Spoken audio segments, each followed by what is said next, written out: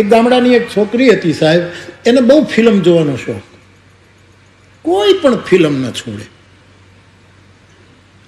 એટલી બધી એને ફિલ્મનું સંગીત ગમતું હોય, ગીતો ગમતા હોય, એના નૃત્યો, જે કંઈ એની રુચિ હોય, પણ એટલો બધો ફિલ્મમાં એને પ્રેમ છે, એટલી બધી સંલગ્ન છે પિક્ચર, અત્યંત પ્રવૃત્ત છે ફિલ્મો. એનો બાપ એક દિવસ કહે છે કે બેટા તું બહુ ફિલ્મ જોવે છે, ઘરમાં પણ ઘણું કામ છે, હવે તું ઉંમર લાયક થઈ છો, તારે કાલે લગ્ન થશે, પણ એકની એક દીકરી એટલે બાપ પછી વધારે દબાણ ન કરે, પણ એ ફિલ્મ જોયા જ કરે, હવે બેટા થોડીક ઓછી કર, એવું કહે. પણ થતાં 17-18 વર્ષની દીકરી થઈ અને ત્યાં તો વેલડું આવ્યું, લગ્નના ઢોલ ધ્રબુક્યા અને આવ્યું, દીકરીને પરણાવી. બાપે જમાઈને કીધું કે આ દીકરીને ફિલ્મ જોવાની બહુ શોખ, હું તમને પહેલા ચોખ્ખું કહી દઉં કે આ દીકરી છે સુલક્ષણી, પણ ફિલ્મનું એટલે એની રુચિ તમે બને ત્યાં સુધી સાચવજો તો ઘરમાં તકલીફ નહીં થાય.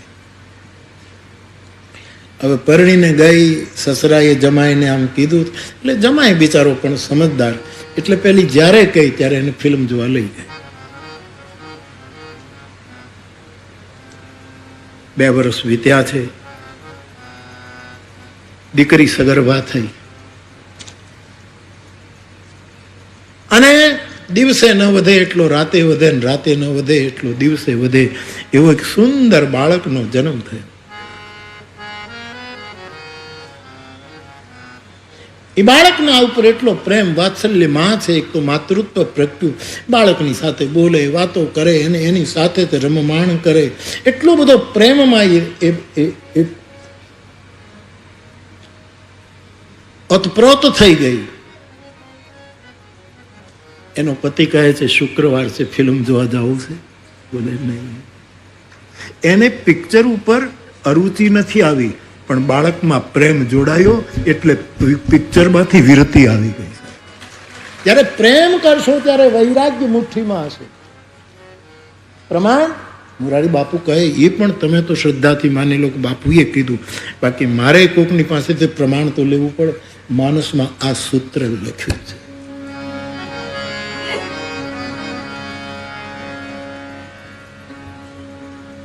ભરત ચરિત કરીને તુલસી જે સાદર તો સિય રામ પદ પ્રેમ, સીતારામના ચરણમાં પ્રેમ થશે તો અવશ્ય હોગી ભવરસ.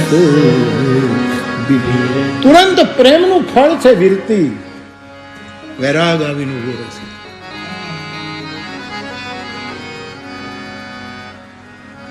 તો બાપ આપણે પ્રેમ કરવાનું ભૂલી ગયા છે, દ્વેષ, ઈર્ષા, નિંદા, બીજું કાંઈ કરવાની જરૂર નથી. રૂમીનું એક વાક્ય વાંચવા મળ્યું, સૂફી સંત રૂમી, એ પોતે એમ કહે છે કે કોઈને દિલ આપવાનું કે જિંદગી આપવાની કાંઈ જરૂર નથી. હું તમને, રૂમી કહે છે, હું તમને દિલ આપું, જાન આપું, કાંઈ જરૂર નહીં, કારણ કે ઓલરેડી મેં આપેલું જ છે. ये दिल, ओस्मान गए ना, ये दिल भी तुम्हारा है, ये जान भी तुम्हारी है, दिलकश तेरा चेहरा है, सूरत भी प्यारी प्यारी है, जिसने तुझे देखा है वो सब जान से हमारी है. क्या पेश करूं तुमको, क्या चीज हमारी है, ये दिल भी तुम्हारा है, ये जान भी तुम्हारी है. તો રૂમી કહે, મારે તમને દિલ કે જાન આપવાની જરૂર નથી, એ ઓલરેડી તમને આપી દીધા છે. મારે આ જગતને કંઈ આપવાનું હોય તો રૂમી કહે છે, હું તમને દર્પણ આપું છું. એ કરીશો?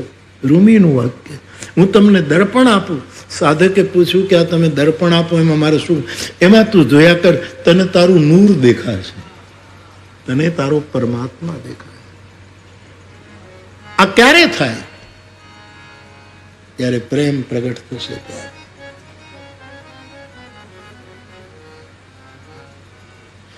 તો ગુહના જીવનમાં પ્રેમ લપેટે અટપટે, પ્રેમ પૂર્ણ છે. કોઈ દોષ નથી, એનો અરીસો હવે મેલો નથી. અને લક્ષ્મણજી જાગૃત પુરુષ છે, પણ પ્રેમની જડતા છે. અત્યંત પ્રેમ માણસને જડ કરી મૂકે છે. અત્યંત પ્રેમ જડને ચેતન કરે. સુતીક્ષ્ણ મહારાજને રામ તરફ અત્યંત પ્રેમ માણસમાં જાગ્યો તો નૃત્ય કરે છે. અને વળી એ જ પાછો પ્રેમમાં ડૂબી જાય છે તો આમ વૃક્ષની જેમ સ્થિર થઈ જાય છે. આ પ્રેમની તાકાત. એટલે મારે જવાબ આપવાનો આવ્યો એટલા માટે કહું, ન મારા લક્ષ્મણના મન દર્પણ ઉપર કોઈ મેલ છે, ન ગુહના દર્પણ ઉપર કોઈ મેલ છે. કેવલ અત્યંત પ્રેમને કારણે આવેલી જડતા છે. એ પ્રેમ ધર્મમાં આ એની પ્રકૃતિ છે. અતિશય પ્રેમમાં આવી થોડીક જડતા, સ્તંભિત દશા આવે છે. તો બાપ, આ પ્રશ્ન મારી પાસે આવ્યો. મારે આજે આપણી પાસે જે થોડુંક દર્પણ દર્શન કરવું છે એમાં આપણે આગળ વધીએ. એક મંત્ર હું લાવ્યો છું, એ મંત્રનું ઉચ્ચારણ. ઉપનિષદનું નામ છે શ્વેતાશ્વતર ઉપનિષદ. એનો આ મંત્ર છે. એ મંત્રની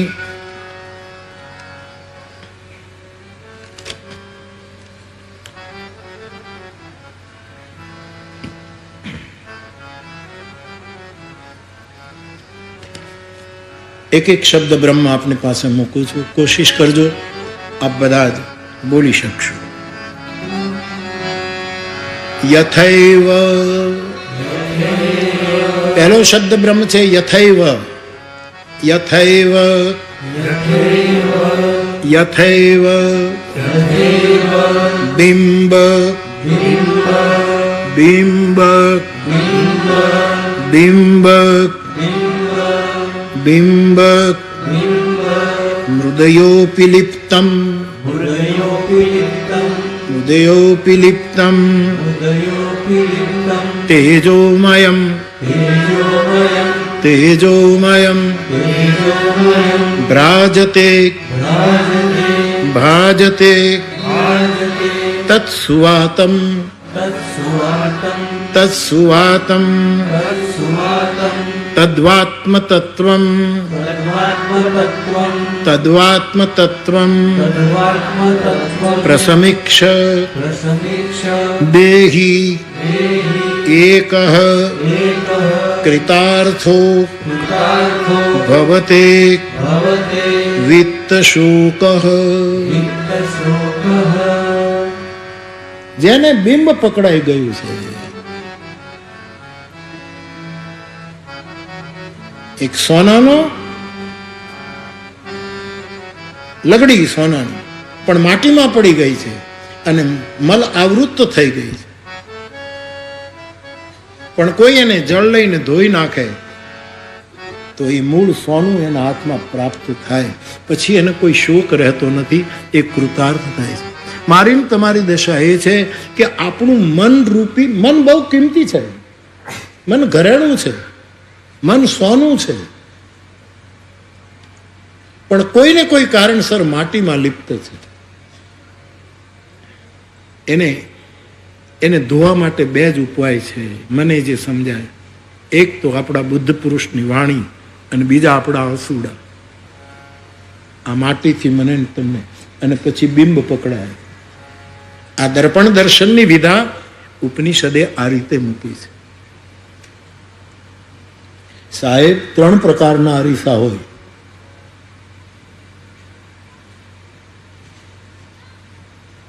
એક તો દેહ, આપણો દેહ એ અરીસો છે.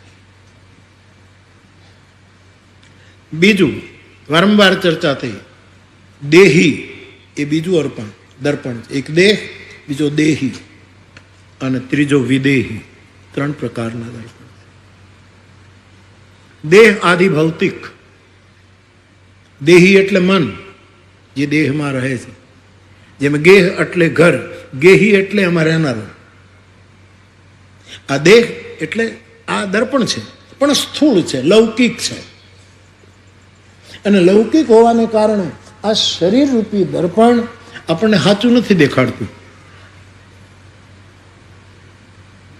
ભ્રમિત કરે છે.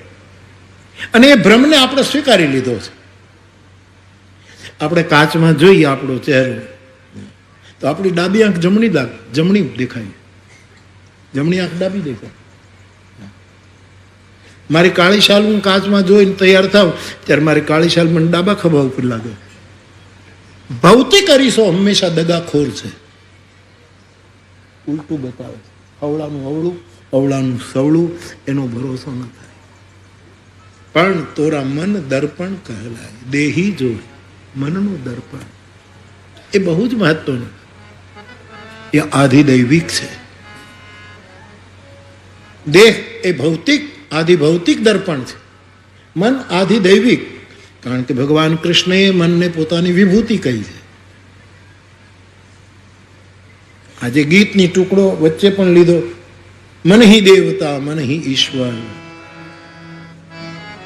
ત્યાં મનને દેવતા કયો છે, તો એનો આપણે આધાર લઈ શકીએ. મનનું દર્પણ એ દેહ દર્પણ જેવું ઊંધું નથી દેખાડતું. પણ મનના દર્પણમાં તકલીફ એ છે કે રજ ચડી જાય છે, કાય લાગી જાય છે, એમાં કઈ ઘસારો આવી જાય છે. પરિણામે આ મનના દર્પણમાં આપણને બરાબર દેખાતું નથી. આધિદૈવિક મન આ રીસો છે. રામચરિત માનસના અયોધ્યા કાંડમાં એવું લખ્યું છે કે આટલા પાતક છે ને આટલા ઉપપાતક છે. કૌશલ્યાની પાસે જ્યારે આત્મનિવેદન ભરતજી કરે છે, પાતક કેટલા અને ઉપપાતક. આપણે ત્યાં બહુ મોટા પાપ આ આપણા દર્પણને બગાડી ચૂક્યા છે. આ ડરાવવા માટે નથી કહેતો, સાવધાન કરવા માટે કહું છું. મારું અને તમારું થોડુંક પાકું થાય. આપણો સ્વાધ્યાય ચાલે છે, આ પ્રવચન નથી ચાલતું. કઈ તમને આમ ઉપદેશ આપવા મને જિંદગીમાં કે જન્મમાં કોઈ દિવસ આ ભાવ નથી જાગ્યો કે હું કોઈને ઉપદેશ કરું.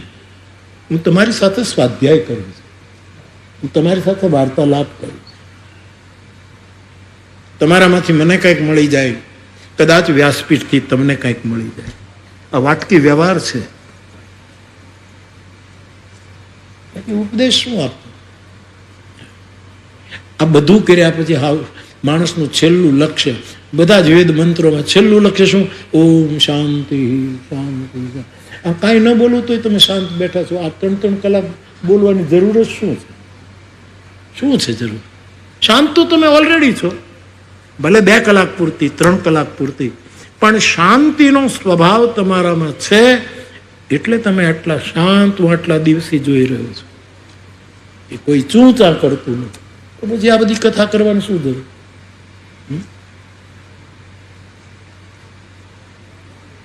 આ શાંતિનો પ્રસાદ તમે 1 વાગે કે 1:30 વાગે કથા પૂરી થાય પછી શાંતિનો થોડોક પ્રસાદ લઈને ઘરે જાઓ, એટલા માટે કથા છે. અને પછી એકલા ન ખવાય, પ્રસાદ વેચવો પડે. જે કથામાં ના આવ્યો હોય એને થોડોક શાંતિનો અનુભવ કરાવો, જે કથાની નિંદા કરતા હોય એને થોડોક શાંતિનો અનુભવ કરાવો. જે કથા કાલે એક બેને મને ચિઠ્ઠી લખી હતી, રહી ગયું. એ બેને એમ લખ્યું કે મારા પતિ કથા બહુ સાંભળે છે પણ રામનું નામ નથી લેતા, એવું લખ્યું.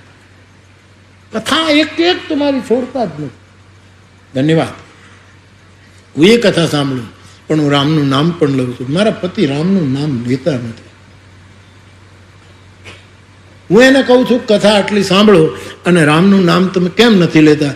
તે એ મને એમ કહે છે કે તે રામનું નામ સિદ્ધ કર્યું છે. રામનું નામ સિદ્ધ કરે એ આપી શકે. તું બોલ શું કરે? મને બાપુ જે દી કહેશે તે દી હું રામ નામ લઉં. આજે આરતીમાં આવી જાજો 2 જણા. જેણે આ ચિઠ્ઠી લખી છે એની મારી પ્રાર્થના છે કે આજે તમે 2 જણા આરતીમાં આવજો અને તમારી મેળાએ, અહીં તો રામ નામ સિવાય બીજું છે શું? તમારી મેળાએ રામ નામ લે. હું કહું એ મેં કાંઈ સિદ્ધ કર્યું એવું થોડું જ. આમાં સિદ્ધ મંત્ર પડ્યો છે રામ નામ, એને તમે અહીંયા આરતી ઉતારીને લઈ લેજો.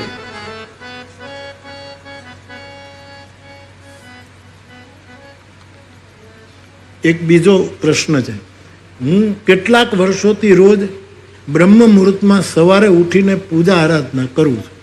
સારું, બ્રહ્મ મુહૂર્તમાં ઉઠાય તો સારું, પણ થોડુંક મોડું ઉઠાય તો એ કાંઈ બહુ ફડકો ન રાખવું. ક્યારેક મોડું ઉઠાય, એમાં શું બગડી ગયું? ભગવાન આવી નાની નહીં વાતો નોંધ નથી લેતો. તું કેટલા વાગે જાગ્યો? ભગવાન એટલું જ પૂછે છે, તને ગુરુ ક્યારે મળ્યો, તને જગાડનારો ક્યારે મળ્યો, એ પળને યાદ રાખજે. બાકી તું શું તો પરમાત્મા. બાળક સૂતો રહે, સ્કૂલમાં ન જવાનું હોય બાળકને, અને એવી અવસ્થા બાળક સૂતો રહે, કોઈ પણ માને ગમે સુવા દે. હા, એ કામ કરતી કરતી બે હેલો નાખતી જાય, ભલે શું. પણ કદાચ આપણે એટલે એનો અર્થ તમારે બ્રહ્મ મુહૂર્તમાં જાગવું જ, હું ના નથી પાડતો. પણ ઓશોએ એક બહુ સરસ વાત કરી કે સાધુ બ્રહ્મ મુહૂર્તમાં નથી જાગતો, સાધુ જ્યારે જાગે એ જ બ્રહ્મ મુહૂર્ત. તુલસીદાસજીએ ચોપાઈ લખી છે.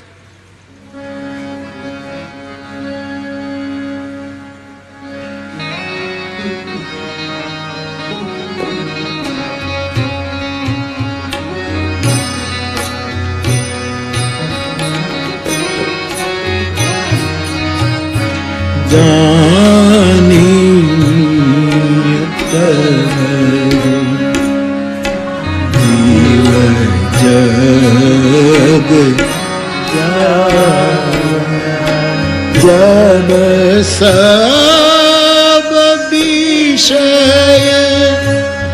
विलास विरागा, जब सब विषय विलास विरागा. જીવ ત્યારે જાગ્યો ગણવો, એવું લક્ષ્મણજી બોલ્યા છે કે જીવ ત્યારે જ્યારે ધીરે ધીરે ધીરે ધીરે આ વિષયોનો જે વિલાસ અતિરેક છે, વિષયો તો આપણે આપણી આંખ છે એટલે આપણે જોઈએ, આપણે કાન છે એટલે સાંભળીએ, મોઢું છે એટલે ખાઈએ, એનો અતિરેકમાંથી વેરાગ આવવા માટે ત્યારે સમજવાનું કે જાગરણ થયું છે. તો આપ વહેલા ઉઠો છો, સારું છે. તો બાપુ હું બ્રાહ્મ મુહૂર્તમાં ઉઠીને પૂજા આરાધના કરું છું, ધન્યવાદ. પરંતુ બાપુ મારા મંદિરમાં હનુમાનજી છે, કુળદેવી છે, માં સરસ્વતી છે, ગણપતિ છે, માં આશાપુરા વગેરે બિરાજે છે. ત્યારે મનમાં એમ જ થયા કરે કે આમાં કોને કોને જપવા. એ છે ને એને જપવા દો, એને શાંતિ લેવા દો. એટલા જેને બેસાડ્યા છે એને જપવા દો. ખેર, પરંતુ બાપુ મારા ઈષ્ટદેવ શિવ પાર્વતી છે. નામ જપ કરવા બેસું ત્યારે કોનું નામ લેવું એ વિચાર મનમાં મૂંઝવણ ઉત્પન્ન કરે છે. બાપુ કૃપા કરીને મારા આ પ્રશ્નનું સમાધાન કરો ને. આપનો ફ્લાવર. હા, પહેલી વાત તો એ, જો મારું માનો તો, મારું નહીં તુલસીદાસજીનું માનો તો, ઓર દેવતા ચિતન ધરી ગઈ.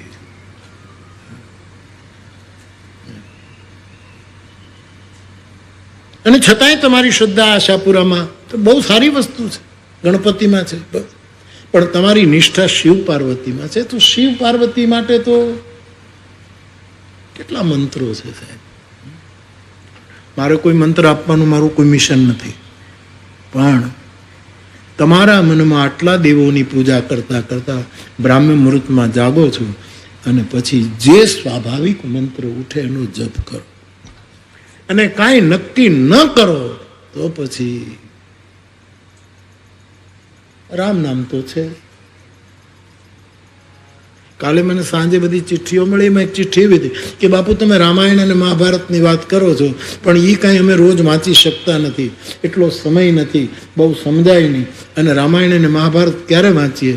તો એના માટે કાંઈક હું તમને એક જ કહું, વંચાય તો સારું, સમજો તો સારું, સંભળાય તો સારું, પણ રામાયણ અને મહાભારત તમે ન વાંચી શકો તો તમે રામ રામ રટો.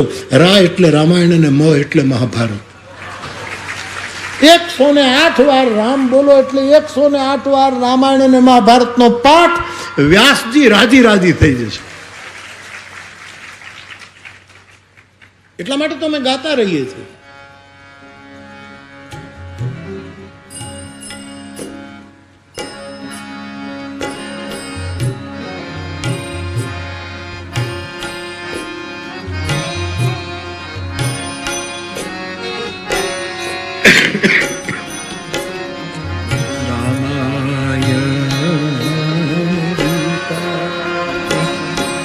મારી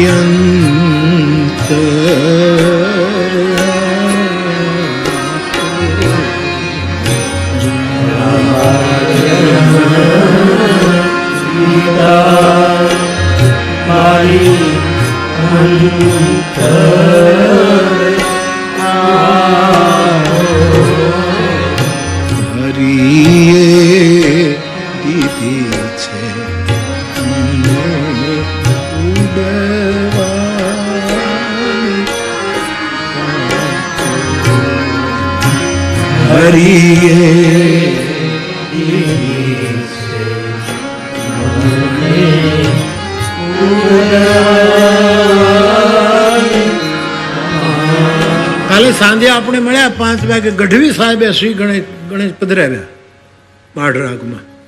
ઈશ્વરદાસ બાપુને યાદ કરી દ્વારકાની. પહેલાં મને સંભળાવ્યું. હું એને કહેવા, મેં એ ફરમાઈશ પણ મેં જ કરી. એ ગાવાના જ હતા પણ મેં કીધું તમે તે દિવસે બહુ સરસ. અને પછી બધાએ કોઈ કે આ રાગ, કોઈ કે આમાં ગાયું, કોઈ કે આમાં ગાયું, કોઈ કે પેલા બેન પણ ગાતા હતા. બધાએ બહુ ગાયું.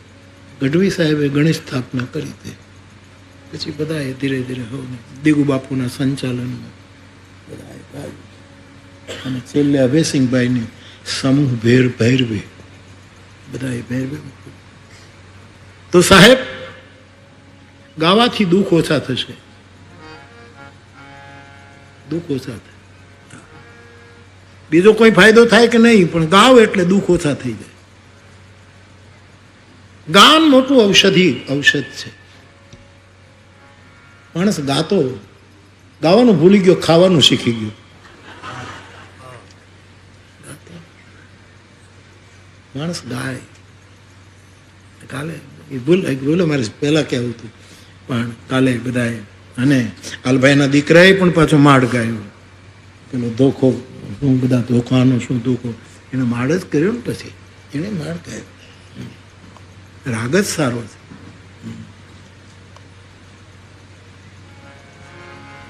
અજયદાએ કેવો માળ ગાયો હતો કલકત્તામાં. એક બેઠક હતી, અજય ચક્રવર્તીએ જે ગાયો હતો.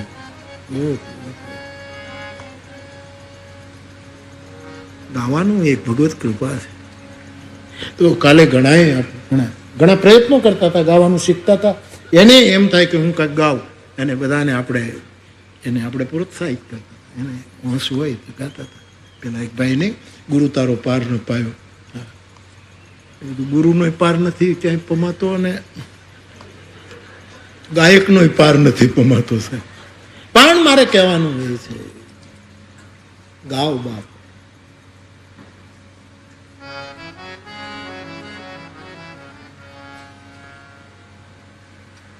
તો રામાયણ ગીતા મારી અંતર આંખો હરિએ દીધી છે. રોજ રામ રામ કરો, ડેઈલી રામાયણ અને મહાભારતનો પાઠ તમારા ખાતામાં જમા. ખાલી રામ. એનો અર્થ તમે રામાયણ અને મહાભારત ન વાંચો એમ હું નહીં કહું, વાંચો. પણ જેમ શંકર ભગવાને કહ્યું કે પાર્વતીજી 1000 નામ લેવામાં ઘરનું કામ ચૂકાઈ જાય છે, માટે એક જ વખત રામ બોલો તો 1000 નામ બરાબર. એમ રામાયણ અને મહાભારતનો પાઠ ન થાય તો નિરંતર રામ મંત્રનું ઉચ્ચારણ કરો. એ રોજ નિરંતર પાઠ છે. તો ભાઈ, આપ બ્રાહ્મ્ય મુહૂર્તમાં જાગો છો, અહીંયા આવીને હુઈ નથી જતા ને. આપણે બહુ વહેલા જાગે તો પછી કથામાં એમ પણ બની શકે, સ્વાભાવિક છે. હવે પણ વહેલા જાગે અને સુવાનો અધિકાર પણ છે. સુવાનો અધિકાર, એમાં ખોટું શું છે? જવું છે તારે? ઠીક. હજી તો 11:30 જ થયા. બેસી રહે, અડધો કલાક બેસી રહે.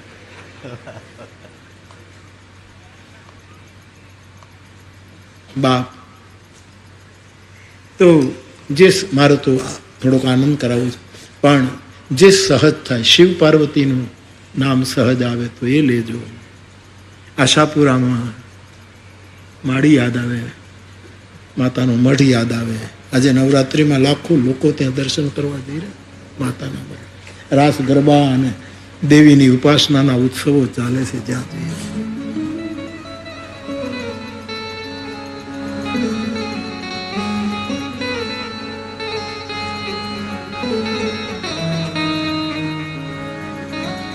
તું ગા. અરે યાર ગા ને તું. લે લે લે, હવે ઉપાડ્યું છે તો ગા ને યાર. મારી તારું ખરું ને સૂરજ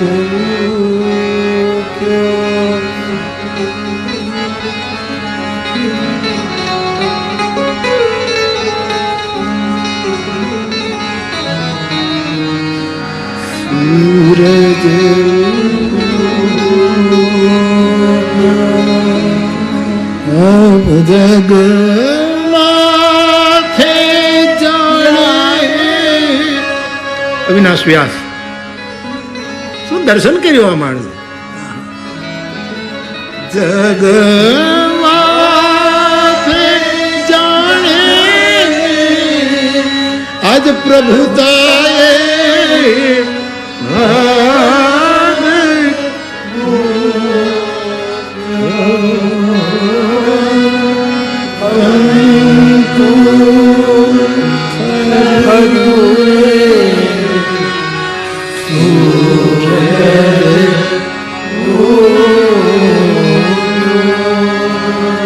ઉગમના ઓરડા વાળી ભજા તને ભેળિયા વાળી. એ જગદંબા સોનલ ઉગમણા તું ઓરડા વાળી ભજા તને ભેળિયા. તો સ્વાભાવિક રીતે જે થાય એ જપવું. અને જેણે આ પ્રશ્ન પૂછ્યો છે એ કથામાં હોય તો આરતીમાં આવજો, અને પછી તમને અહીંથી જે પ્રેરણા થાય એ પ્રેરણા લઈને પછી સહજ કરજો. અને ઓલા ભાઈ તો ખાસ આવે જે કથા સાંભળે છે પણ રામનું નામ નથી લેતા, એ બંને જણા આવે. આ તો સાચા છે હો, નહીંતર હું આમ બોલાવું ને એટલે ઘણા હવે આના ખોટો ઉપયોગ કરે કે વ્યાસપીઠ સુધી જવાનું એક બાનું છે એટલે આવા પ્રશ્નો પૂછે. પછી આરતીમાં 170 દેશોમાં એ દેખાય. ઘણા તો વિડીયો વાળાને કહી દે કે હું થાળી પકડું ત્યારે મને દેખાડ. તું દેખાડવા જેવો નથી.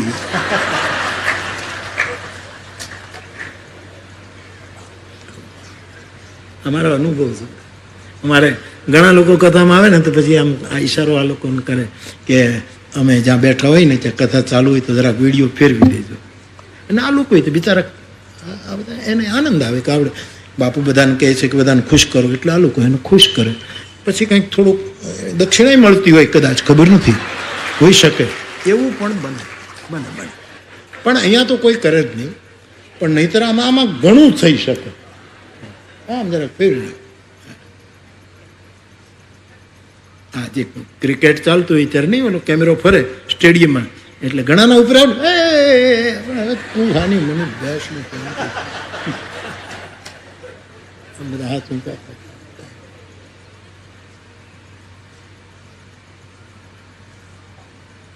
બાપ તો આપ, હું તો વિનોદ કરું છું, આપ કથામાં હો તો જરૂર આવજો, અને આપને પ્રભુ જે પ્રેરણા કરે એ આપ સ્વીકારજો. પણ બ્રહ્મ મુહૂર્તમાં આપ જાગવાનું ચાલુ રાખજો. હૃદય સારું છે, આટલું વહેલું તમે જાગો તો ઘણું સારું કહેવાય. પણ ક્યારેક ન જગાય તો ચિંતા ન કરવી.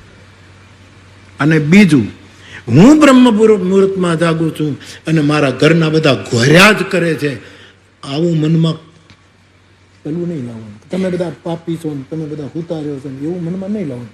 એનું કામ કરે તો તારું કામ કર. વહેલો જાગીને ચા મૂકી દે ને પછી જાગશે. વહેલો જાગીને ઘરનું ઓરડો સાફ કરી લે પછી જગાડજે એને, અથવા તું બેન જાગી જાય તો પછી તું જાગજે.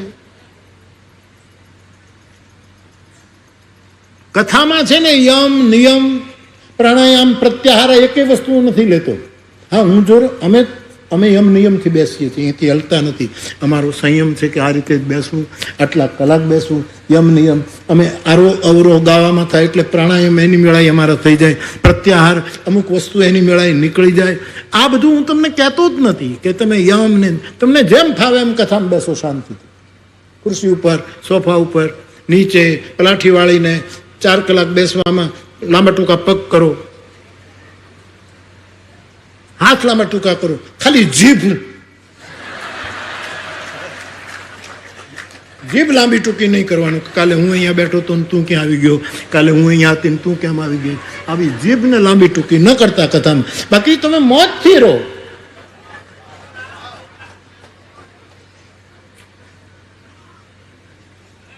પણ મારી ધારણા આટલી છે. 2 જ વસ્તુમાં હું તમને લઈ જાઉં છું.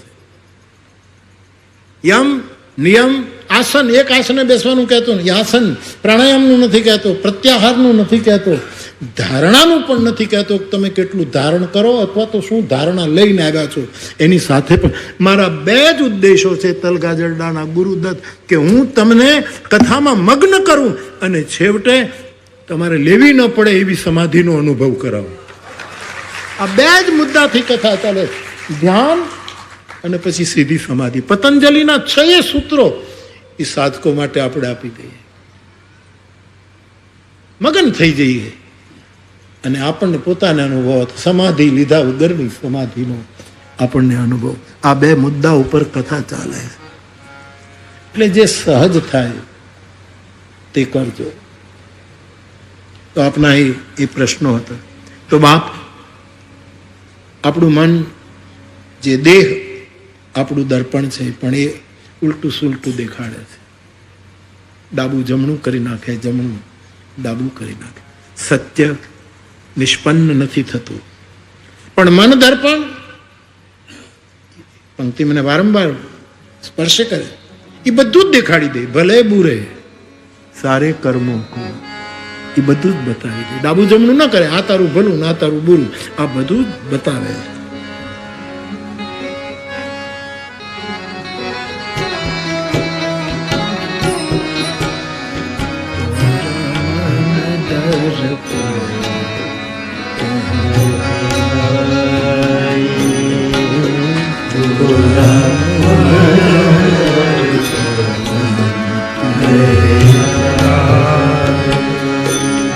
ભલે બુરે સારે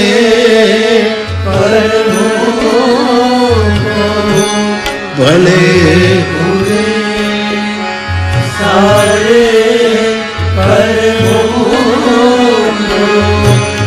દેખે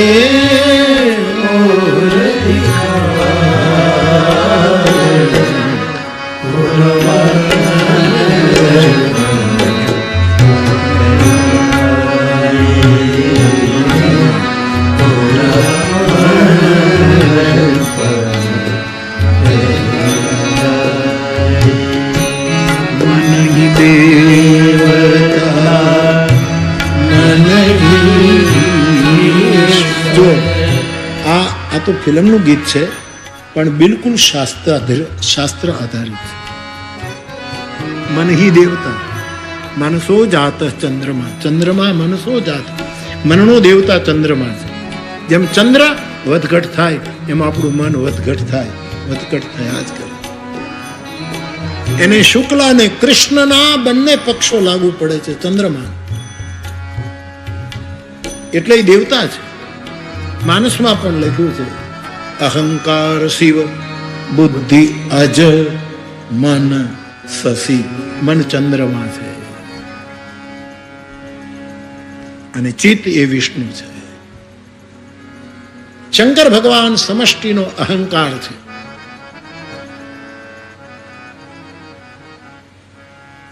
તો સારું નરસું બધું જ, કારણ કે આધિદૈવિક છે, દેહ જેવું નથી. દેહ બધું ઉલટું સુલટું બતાવે.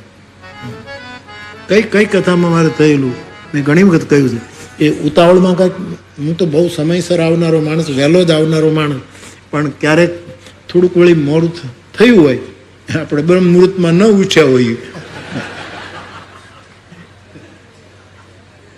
છોકરાઓ, આજે જ મારે અડધો કલાક મોડું થયું. બરાબર બેટા?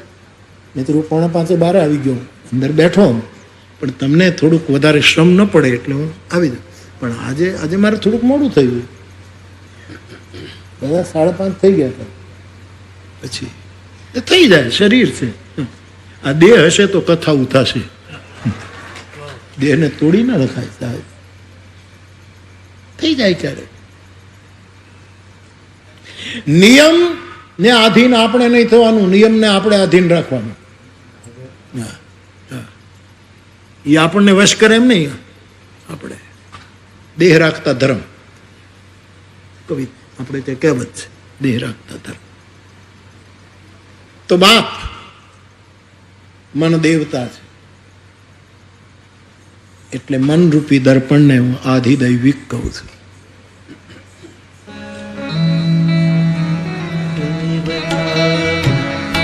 मन ही ईश्वर मन से बड़ा न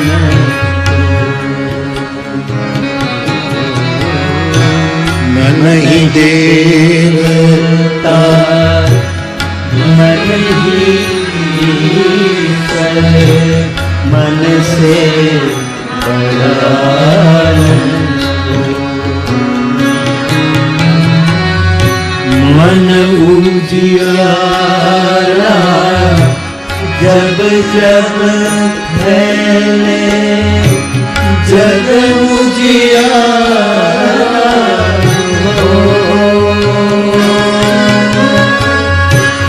इस उजले दर्पण पर पानी इस उजले दर्पण पर प्राणी धूल जमुना पूरा मन दर्पण कहलाए पूरा मन दर्पण कहलाए। सुख की दुख के શાસ્ત્ર જ છે આપણું, આખું ગીત શાસ્ત્ર આધારિત છે. કારણ બંધ મોક્ષ અને એ મનુષ્ય સુખ દુઃખ નું કારણ માનવીનું મન છે. અને અહીંયા એ વાત લીધી છે, સુખ કી કલિયા દુઃખ કે કાંટે मन सब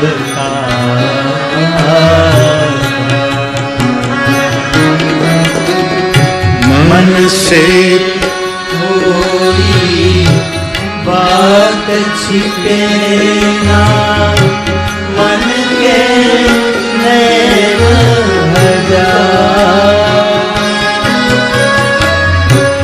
जग से चाहे भाग ले कोई जग से चाहे भाग ले कोई मन से भाग न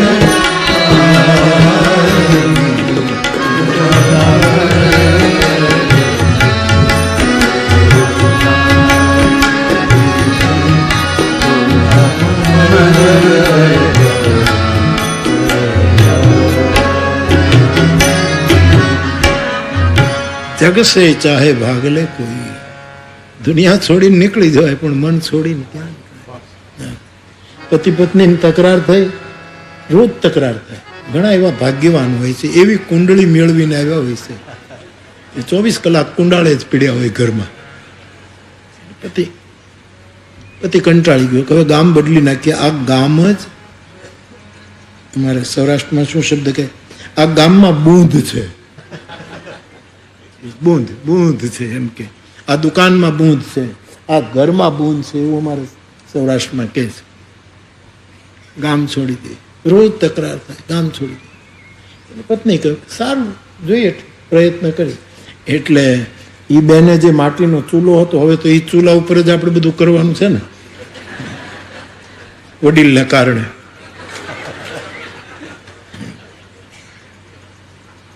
એટલે ઓલા બેને ચૂલો જે માટીનો હતો એ એમાં કોષ નાખી અને આખો નીચેથી ઊંચો કર્યો કે ચૂલો લેતા જઈએ. એટલે ઓલા કીધું પણ ત્યાં ચૂલો નહીં મળે. તો કે તો પછી ત્યાં આપણો સ્વભાવ નહીં મળે. આપણો સ્વભાવ છે જ્યાં જઈશું ત્યાં.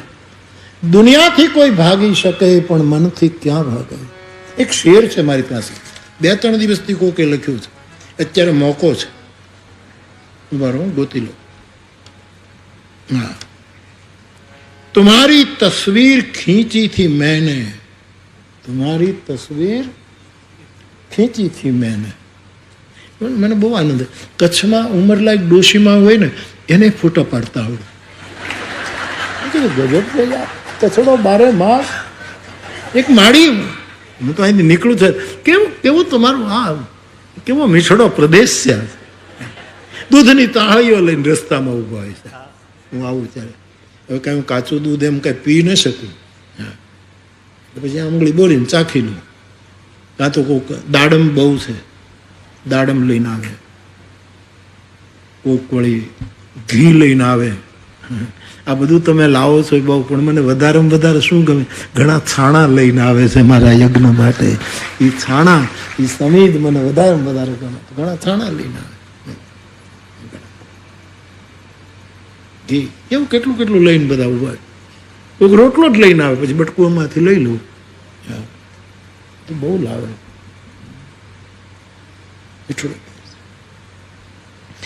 એટલે ગમે ત્યાં જઈએ મનથી ક્યાંય ભગાતું નથી સાહેબ. જગથી તો આપણે ભાગી શકીએ, મનથી.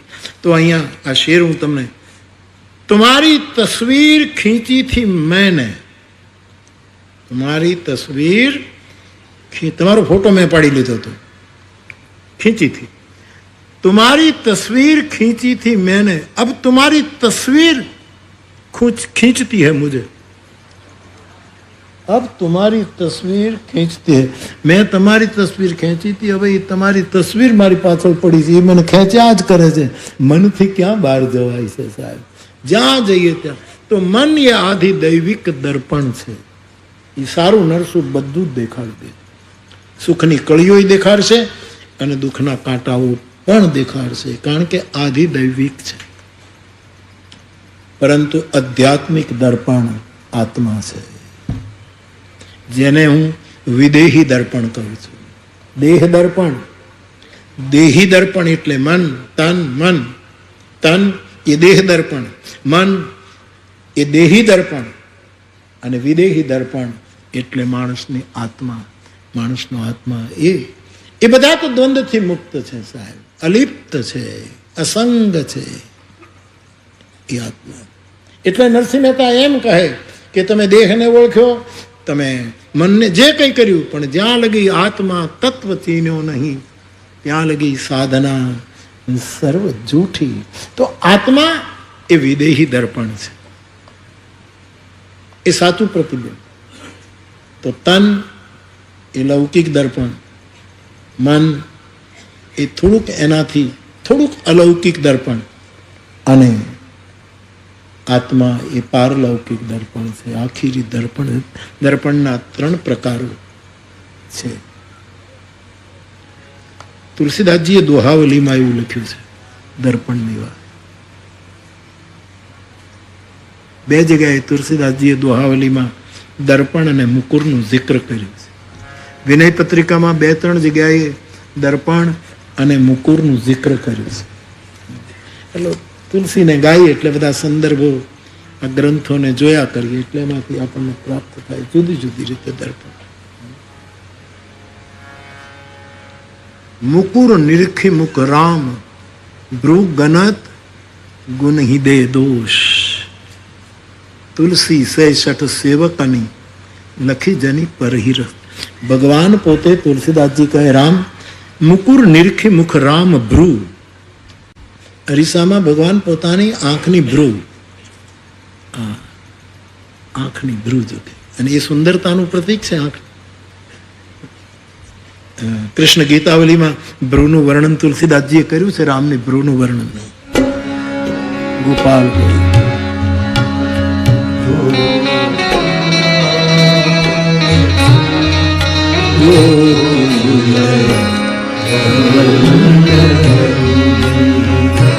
પ્રિય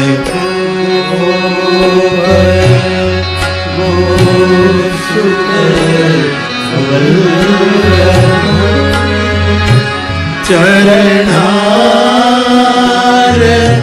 વિંદ ભજે ચરણાર વિંદ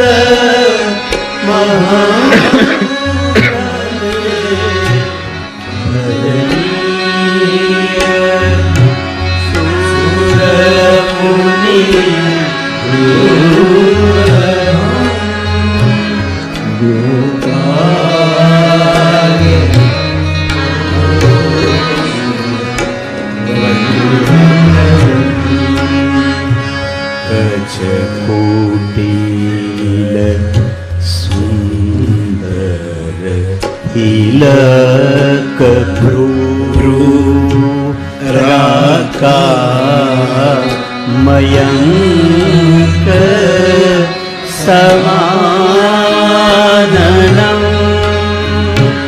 અપહરણ તુલસીદાસ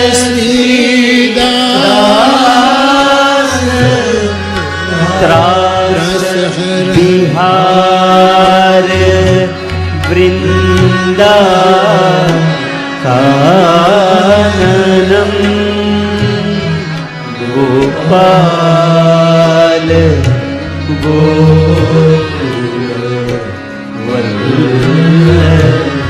તો ભગવાન રામની જો ભ્રૂ છે, એના નયન જે છે, શ્રૃંગાર શાસ્ત્રમાં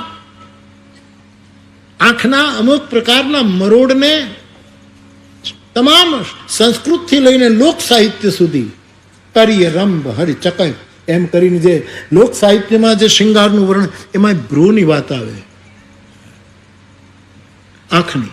તો અહીંયા શું લખે છે? ભગવાન અરીસામાં જુએ છે રામજી, તો મુકુર નિરખી મુખ રામ ભ્રૂ, દર્પણમાં પોતાની ભ્રૂ નયનને જોઈને ગણત ગુનહી.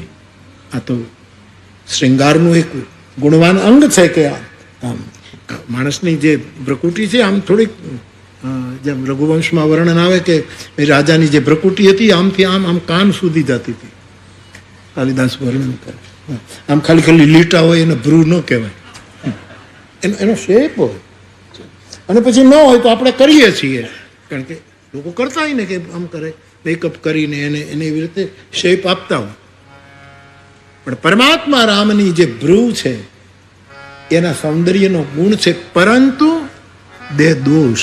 ભગવાન રામ એ ભ્રૂને દોષ દે છે કે આ સારું નથી. છે તો સારું કે આંખની જો ભ્રૂ વાંકી હોય તો બહુ સરસ કહેવાય, પણ ભગવાન એને દોષ દે છે. શું કામ? કે તુલસી સે શઠ સેવકની, તુલસી જેવા શઠ સેવકને આ મારી ભ્રૂ જોઈને ક્યાંક એને એમ ન થવું જોઈએ કે મારો રામ મારા ઉપર ખીજાણો છે, મારા ઉપર ક્રોધિત થયો છે. પરહી લખી જની પરહી સરોષ, રામ ગુસ્સે થયા છે એટલે એની આંખનો મરોડાવો થયો છે, એવું ન થાય એટલે એ જે ભ્રો છે એ શુકનવંતી છે. તુલસીદાસજીએ ત્યાં દર્પણનો અર્થ કર્યો છે. એક બીજું પ્રમાણ, પ્રભુ સન્મુખ ભયે નીચ નર. આ શબ્દ બોલવો મને બહુ ગમે નહીં, પણ તુલસીદાસજી યુઝ કરે એટલે અમારે બોલવો પડે. આમ નીચ શબ્દ આપણને બહુ ફાવે નહીં, પણ ઊંચ નિવાસ નીચ કરતું હતી, દાટઈ પાઈ નવ નીચ. તુલસીદાસજીએ નીચતાનો નવની નીચ કે અતિ દુઃખદાયી આદિ આદિ આદિ એટલે તુલસીદાસજી કહે કે પ્રભુ સન્મુખ ભયે નીચ નર હોત નિપટ બિકરા. કોઈ મોટો માણસ નજીક હોય, પાસે બેસાડે એટલે જેની પાત્રતા નથી વિકરાળ થઈ જાય, બેફામ થઈ જાય. મારા જેવું કોઈ પછી બીજાને આવવા ન દે નજીક, તમે જાઓ જાઓ, આ અમને પૂછ્યા વગેરે આવી ગયા છો, એમ નજીક બેહવા જ મળ્યું, થોડુંક આદર મળી ગયો મોટા માણસનો તો પછી માણસ વિકરાળ થઈ જાય, એ ભાન ભૂલી જાય. અને આવું જગતમાં થયા કરતું હોય. મારો અનુભવ છે કે કોઈ દિવસ મારી પાસે ના આવ્યા હોય, પછી ધીરે ધીરે આવે અને પહેલાં ફરિયાદ કરતો હોય કે તમારી પાસે કોઈને આવવા દેતા નથી, તમારી પાસે કોઈ આવવા દેતું નથી. પછી હું એને કહું તું વ્યવસ્થામાં 1 મહિનો વ્યવસ્થામાં રહે, એ પાછો કોઈને ન આવવા દે. વિકરાળ આવા કેટલાય અનુભવોમાંથી હું પસાર થયો, પછી કોઈને ન આવવાનું. અને ઘણા એમ કે હું તમને મેળવી દઉં ને, તું દહીં મેળવ, ખાતું ન થાય એનું તું ધ્યાન રાખ. હું કોઈનાથી દૂર નથી, તમે હું મેળવવાના છો સાહેબ? કોઈનાથી હા, તમે કારણ વગર જ્યાં ત્યાં પૂછીને મોડું કરો છો. આને મળવું તો મળાય એવું તમે રહેવા દો. કાંઈ પણ હોય તો ડાયરેક્ટ મળો. પણ માણસો જ આવા ગોટાળા કરે, આને મળું, આ મેળાવી દે, અને પછી મને મળ્યા પછી મને થેન્ક યુ ન કહે, ઓઈલાને કહે થેન્ક યુ. તો જા એને ઘરે જા, પેલા મુદ્દો ભાવ ભૂલી ગયો તું. તમે કલ્પના તો કરો આ સમાજની જે સ્થિતિ. તમે સીધા આવો, મોડું થાય, કદાચ મોડું થાય, પણ તમારી આકાંક્ષા હશે તો બાવો તમને મળશે. વહેલા મોડું થાય એમાં શું, આપણે મોડું શું થઈ જાય. મને અમારો એક વણકરભાઈ રોજ રસ્તામાં ઊભો રહે, પછી તો એને ઘરે ભિક્ષાએ લઈ આવ્યો. આપણે નહીં બોલો, એને પોતાના હાથે પેલું કાપડ પણ મને રોજ એકલો ઊભો રહે, દૂર અહીંયા ભુજોડીમાં જ રહે છે.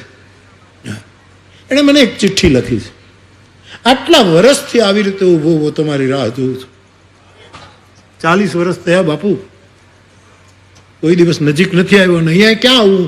એટલે એમ લાગે કે હવે તમારી ગાડી ઉતારા સુધી એમાં એક નાનો રસ્તો છે, એ ત્યાં જ ઊભો રહી એકલો.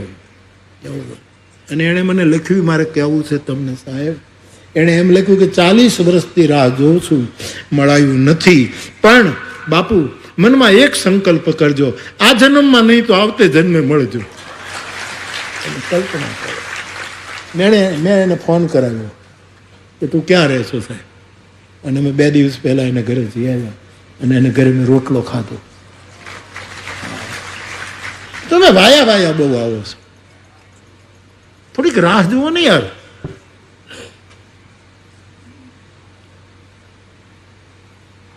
આમાં શું થાય કે તમને બીજાનું તમારા ઉપર અહેસાન ચડે અને ઓલાને અહંકાર આવી જાય કે મેં મળાવી દીધા. ઘણા આવું તો બહુ ચાલે સાહેબ.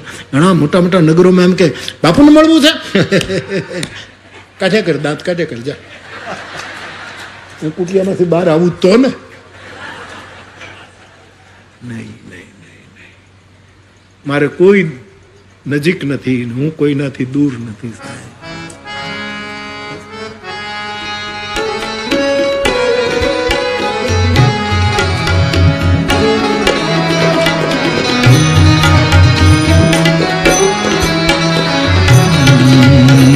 कहीं से दूर है,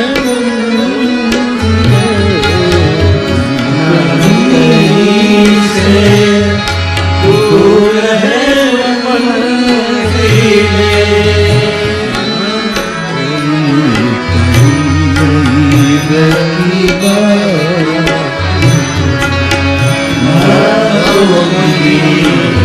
ઓસમાન મીરનું કમ્પોઝિશન.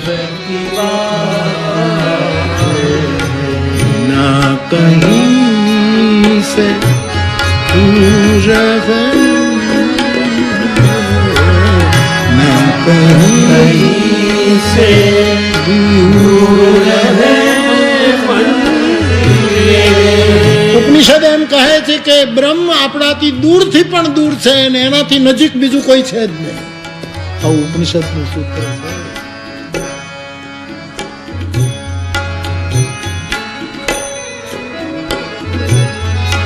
પ્રભુ સન્મુખ ભય નીચ નર હોત નિપટ વિકરાળ.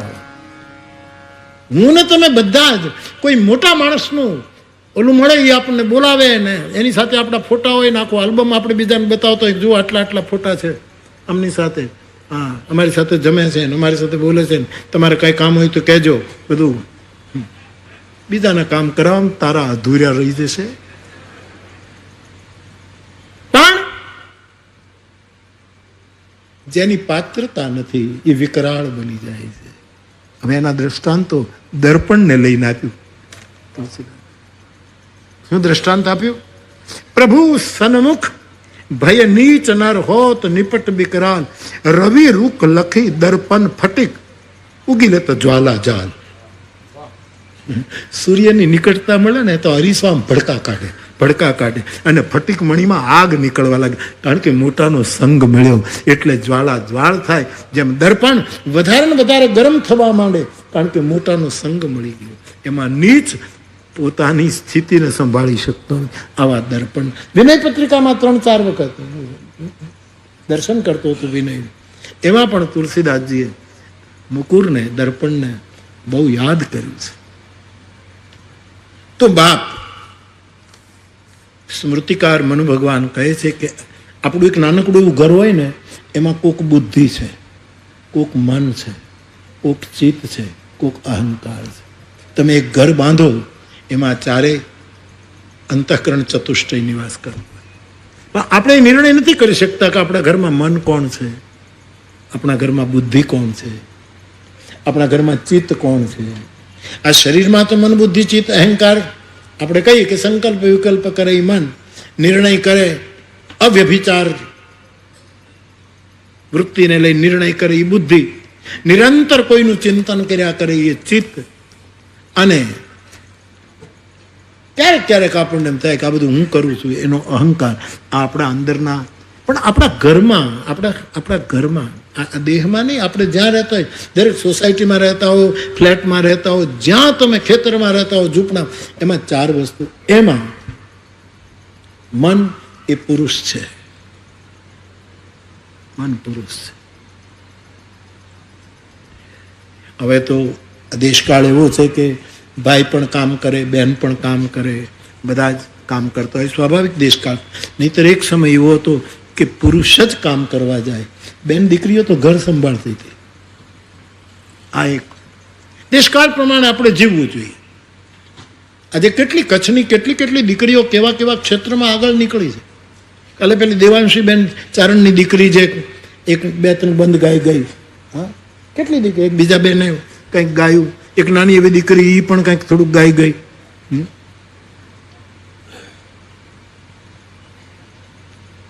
દેશકાળ પ્રમાણે બધું બરાબર. નહીતર મન એ બાર કામ, કારણ કે મન ભટકતું હોય એ બાર આમ તેમ. આ શાસ્ત્રોએ કેટલું આપણા માટે ચિંતન કર્યું છે કે તમારા ઘરમાં અલમારી છે, ટીવી છે, ફ્રીજ છે, એ નહીં, આ 4 વસ્તુ તમે આપણા ઘરમાં છે. એમ શાસ્ત્રકાર, મન એ પુરુષ છે. પણ સ્ત્રી છે એ બુદ્ધિ છે, એ ઘરમાં જ રહે, એ વ્યભિચારીની ન થાય, જ્યાં ત્યાં ભટકે નહીં, જ્યાં ત્યાં સમય ન બગાડે. બુદ્ધિ એ સ્ત્રી છે.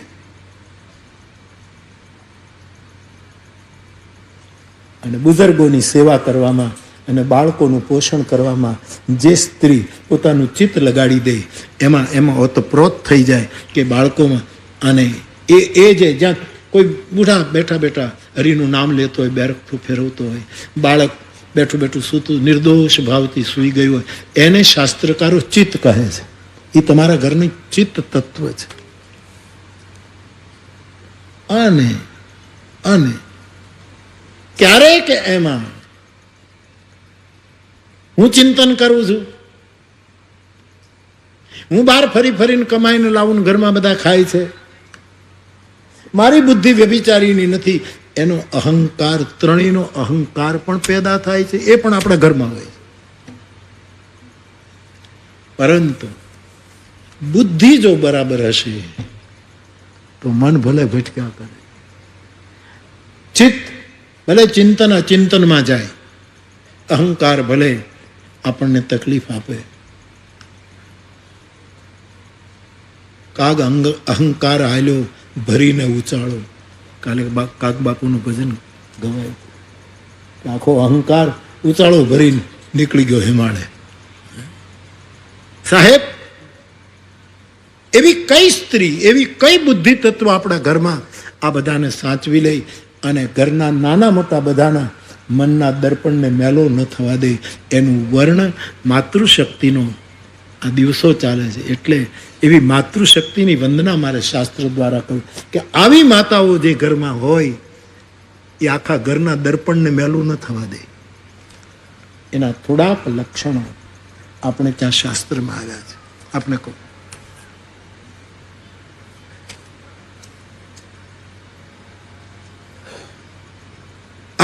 અસંતુષ્ટ લોલુપા દક્ષા ધર્મજ્ઞા પ્રિય સત્યવાક અપ્રમતા શુચિ સ્નિગ્ધા પતિમ તપપતિતમ ભજેત. આવી બુદ્ધિ તત્વ આપણા દર્પણને સ્વચ્છ રાખે છે. પહેલું, સંતુષ્ટ. ઘરમાં એક માં હોય, એ આપણી બુદ્ધિને કોઈ બેન બેટી હોય પણ એનું આ લક્ષણ હોય, સંતોષી હોય, સંતુષ્ટ હોય.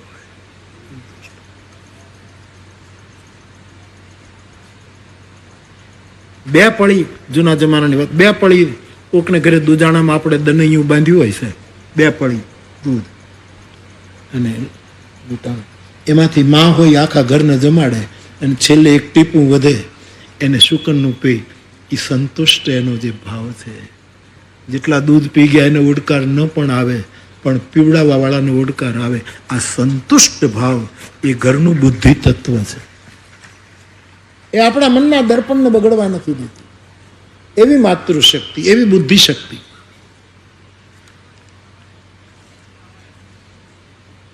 જેના મનમાં કોઈ લાંબી મહત્વાકાંક્ષા નથી, કોઈ મોટું પ્રલોભન નથી. એવી માતૃશક્તિ. જગદંબાના દિવસો ચાલે છે એટલા માટે. એવું બુદ્ધિ તત્વ. કારણ કે શંકરાચાર્ય ભગવાને બુદ્ધિને સ્ત્રી સાથે સરખાવી છે. આત્મા તમ ગિરિજામતી, બુદ્ધિ એ સ્ત્રી છે એવું કહ્યું. અહીંયા શાસ્ત્રમાં મેં શાસ્ત્રના વચનો લખી લીધા છે. એટલે દક્ષા કુશળ હોય, ઘરના કામ કરવામાં કુશળ હોય છે. કેવી રસોઈ કરવી, શું કરવું, કેમ બધું ગોઠવવું, આમ આમ આવી જે બુદ્ધિ હોય એ પોતાના ઘરમાં અથવા તો પોતાના અંતઃકરણમાં બધું જેમ તેમ રહેવા ન દે, બધું વ્યવસ્થિત રહેવા દે. દક્ષતા હોય. ધર્મજ્ઞા, ધર્મને જાણતી હોય. એ ઘરના દર્પણને બગડવા ન દે. જે ધર્મ, આપણે ત્યાં બહેનો જ ધર્મને જાણે, પુરુષ તો ક્યાં એટલું જાણે. પુરુષો અમારા રામ ભગત હતા, એમ કહેતા કે બહેનો માટે આપણે ત્યાં શબ્દ આવ્યો ધર્મ પત્ની. કારણ કે ધર્મ એ જ નિભાવે. પુરુષ માટે ક્યાંય આવ્યો કે ધર્મ પતિ, કારણ કે એનો લગભગ પતી ગયો, એને ધર્મને રહેવા ક્યાં દીધો છે. આવું રામ ભગત કહેતા, એનો ધર્મ પતી ગયો. ધર્મ પત્ની. દાણ દેધા વિના દાગ ન દેજે, અને હાક છૂટી તે વાર. સામું જુએ ત્યાં સ્વામી પોતાનું તાણી ઉભેલો તલવાર. એ વખતે જે ધર્મજ્ઞા તારાવતી, અયોધ્યાની એક મહારાણી, દાગ ન પડવા દે હશે અરીસાને, માનવની બુદ્ધિને. તો દક્ષા અને ધર્મજ્ઞા. પછી પ્રિય સત્યવાક. સાચી વાણી એ પણ પ્રિય વચનમાં બોલતી હોય ઘરમાં. ઘણા લોકો તો સાચું બોલતા જ નથી અને દાવો કરે કે હું સાચું બોલું છું, તો એ પ્રિય નથી બોલતા, હાવ કડવું બોલે. અને જે માણસો બહુ તમને ઘડી ઘડી એમ કહે હું સાચું બોલું છું, સાચું, સમજવાનું કે હાવ ખોટો છે. તું સાચો તો તારે સિદ્ધ કરવાની જરૂર નથી સાહેબ. તારી ટોર્ચમાં બેટરી હોય ને તો અજવાળું પડશે જ, ખાલી આમ કર. પણ તારા ડટ્ટા જ હળગી ગયા હોય શું થાય? એવી માતૃશક્તિ ઘરના દર્પણને મેલું નથી થવા દેતી. જે ધર્મજ્ઞા છે અને પ્રિય સત્યવાક, જે પ્રિય સત્ય બોલે છે. પ્રિય સત્ય. અપ્રમતા. બે અર્થ. એક તો પ્રમાદી નથી, અને અપ્રમત અહંકારી નથી. મારા જેવું કોઈ નહીં, હું જ બધું બધાના વાંક જ કાઢ્યા કરતું હોય. ઘણા પાત્રો એવા હોય, ઘણા પુરુષો એવા હોય, બીજાના વાંક જ કાઢ્યા કરે. બહુ તમારા અનુભવ હશે. હું ઘણા જોઉં 24 કલાક બીજાના વાંક જ કાઢ્યા કરે. એ આનો મોટો વાંક છે. સતત બીજાના વાંક કાઢવા એ મોટામાં મોટો વાંક ગણી શકાય, પણ કાઢ્યા જ કરે. અપ્રમતા, આળસુ, કાંઈ કરે નહીં, કાંઈ ન કરે.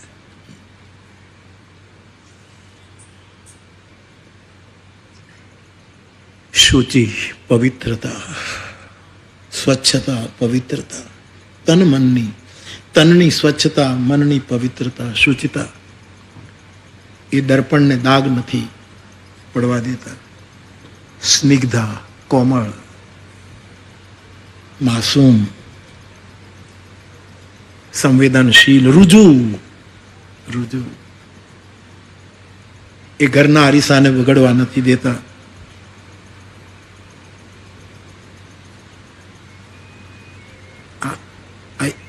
યુગો પહેલા લખાયેલા સૂત્રો છે. ત્યારે પણ એમ કીધું કે જે પુરુષ પોતાની પત્ની સિવાય બીજાને ભજે એવા પતિને છોડવાની પણ જેની તૈયારી હોય એવી સ્ત્રીનું સન્માન કર્યું છે. એને છોડી દેવાનું શક્તિ આપી છે. એનું સ્વાતંત્ર્ય, નારી સ્વાતંત્ર્ય બતાવ્યું. એનામાં એક ક્ષમતા છે, એ દુર્ગા છે, એ ચંડી છે. આવા લક્ષણો પણ અહીંયા બતાવ્યા છે. એ આપણા દર્પણને મેલું નથી. દર્પણને મેલું કોણ કરે? બ્રહ્મહત્યા, સુરાપાનમ, 5 મહાપાપ. આ 5 મહાપાપ આપણા મનના દર્પણને મેલા કરે છે. એક તો બ્રહ્મહત્યા. બ્રહ્મહત્યાનો અર્થ કેવલ બ્રાહ્મણની હત્યા એટલું જ નહીં, નાનું બાળક બ્રહ્મ છે. એક નિર્દોષ પક્ષી જે પોતાની મોજમાં સ્વભાવમાં ગહેકાટ કરે છે, ટહુકાર, એ બ્રહ્મ છે. વહેતી નદી બ્રહ્મ છે. અસંગ આકાશ બ્રહ્મ છે.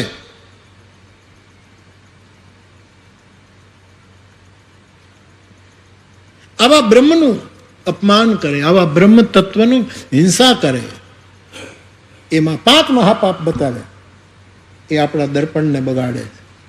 બ્રહ્મ હત્યા, સુરાપાનમ, મદ્યપાન, નશો. તમે કરતા જ ન હો, આવું મહાપાપ કોણ કરે?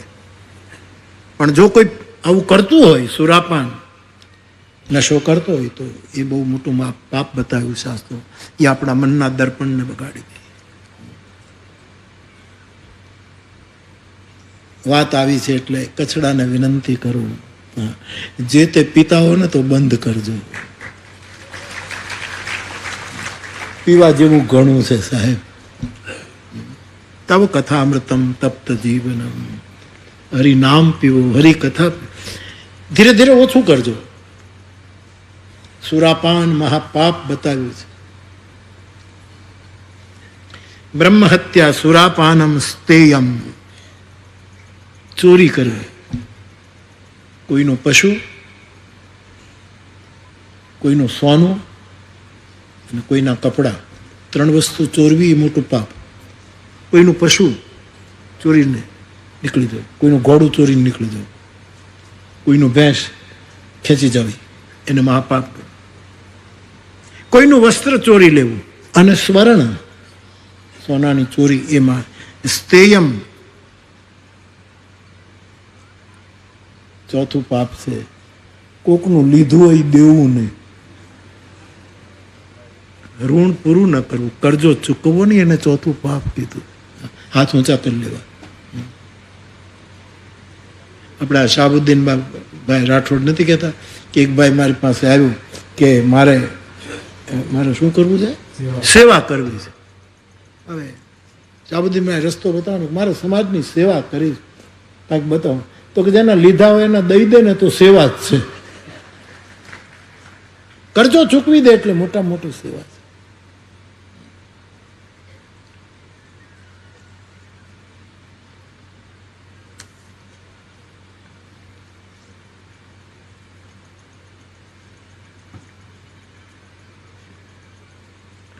ગુરુ પત્નીના ઉપર કુદ્રષ્ટિ મહાપાતક છે. શ્રેષ્ઠોના ઘર ઉપર કુદ્રષ્ટિ એ મહાપાતક છે. આ ચાર જે છે એની સાથે 1 વર્ષ સુધી રહેવું એ 5મું પાપ છે શાસ્ત્ર કહે. મૂળ 4 મહાપાપ, પણ એની સાથે 1 જ વર્ષની મુદ્દત શાસ્ત્ર કરે, એની સાથે 1 વર્ષ સુધી તમે રહો, આ 5 મહાપાતકો છે.